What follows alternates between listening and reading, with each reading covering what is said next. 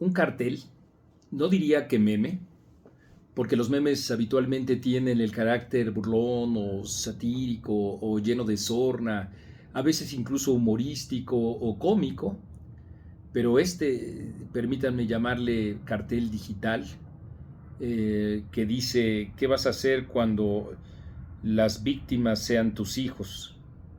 ¿Seguirás ignorándolo y aplaudiendo a Rubén Rocha?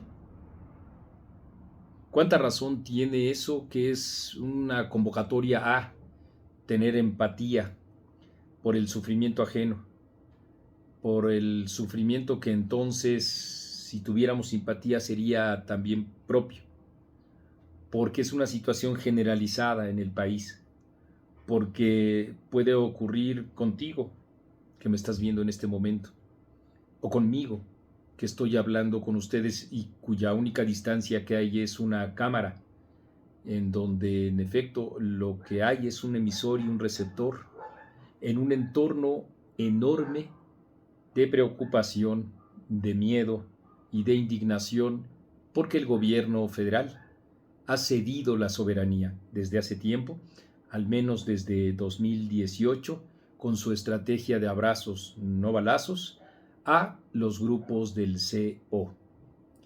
Esto que digo, no dejaré de hacerlo porque en etcétera estamos dispuestos a registrar las noticias y simultáneamente a registrar la necesidad de la ciudadanía para tratar de incidir o interferir en estas políticas públicas que han resultado desastrosas y que alientan el sufrimiento de todos nosotros los mexicanos.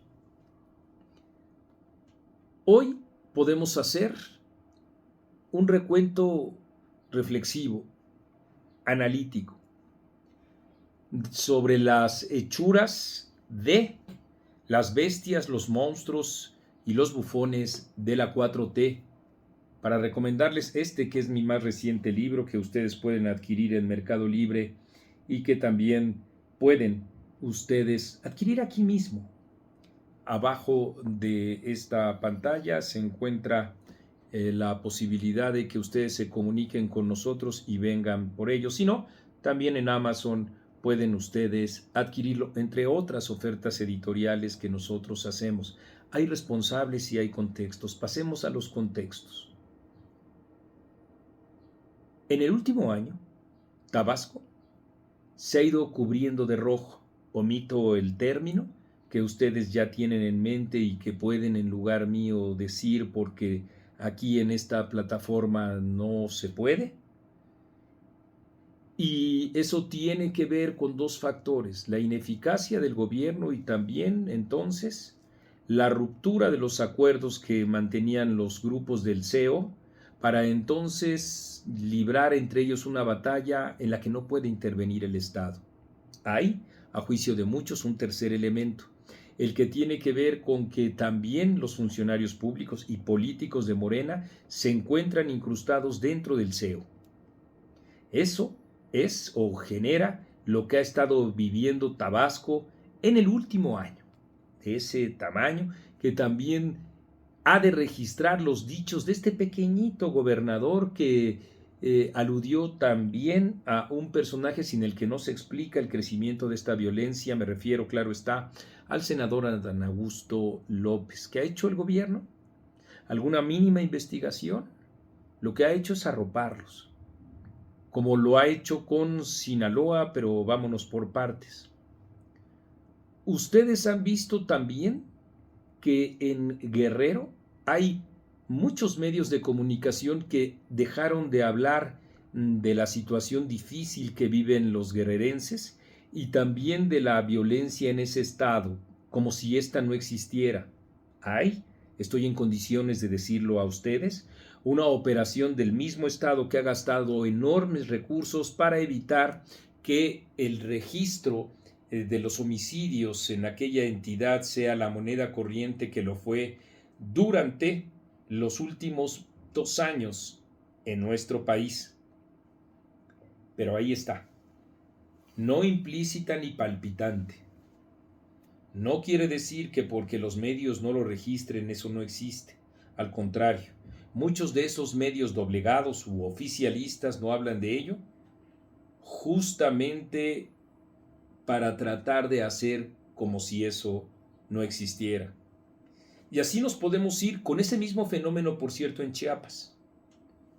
Pero estoy en condiciones de decirles a ustedes que la situación álgida que viven esos dos estados harán, dentro de muy poco, inocultable el desbordamiento de esa misma violencia con todo el cinismo de las propias autoridades. Regresamos al respecto.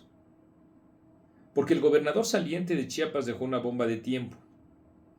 Pero también además porque la propia gobernadora en Guerrero dice: el partido evaluará si mi papá es el que continuará en el gobierno de Guerrero, cuando él, sin lugar a dudas, al menos, debería de ser investigado por las propias autoridades. Y así nos vamos, día con día, registrando el número de homicidios. Son vidas, son historias, son sueños rotos. Es la violencia desbordada. No solo son números. No solo estamos hablando de más de 80 por día en todo el país y la desaparición de entre 8 y 9 personas diarias en la Ciudad de México. Son eso que les digo a ustedes. Historias. ¿Qué vas a hacer cuando las víctimas sean tus hijos? ¿Te vas a quedar callado si estás en Tabasco? ¿Si estás en Chiapas? ¿Si estás en Guerrero? ¿Si estás en Morelos?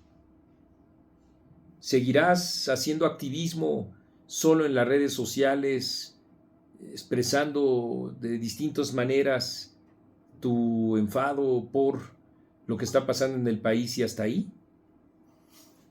¿Qué más harás? ¿Participarás en manifestaciones como esa que nos ofrecieron en Sinaloa ciudadanos preocupados y lastimados?